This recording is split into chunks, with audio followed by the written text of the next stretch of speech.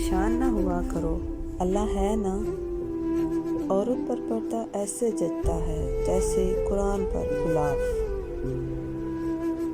اللہ فرماتا ہے میری محبت تو دیکھو، جو فرشتے شام کو تمہارے گناہ میرے پاس لاتے ہیں، میں صبح انہی کے ہاتھ تمہارا رزق بھیجتا ہوں۔ جزاک اللہ۔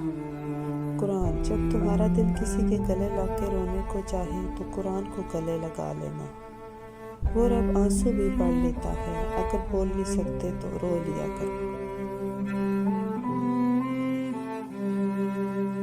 تم سجدہ زمین پر کرتے ہو اور تمہاری صدا 7ویں آسمان تک جاتی ہے۔ جزاک اللہ۔ بیوی پر اٹھنا سنت عائشہ ہے اور بیوی کو منانا سنت رسول اللہ صلی اللہ علیہ وآلہ وسلم ہے۔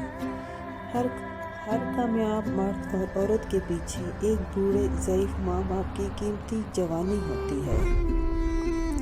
میں جو گرتے گرتے سنبھل گیا، یا اللہ وہ تو تھا میں سمجھ گیا۔ جزاک اللہ۔ دنیا کی بہترین مصروفیت نبی صلی اللہ علیہ وآلہ وسلم پر درود پاک بھیجنا ہے۔ ماشاء اللہ، جزاک اللہ۔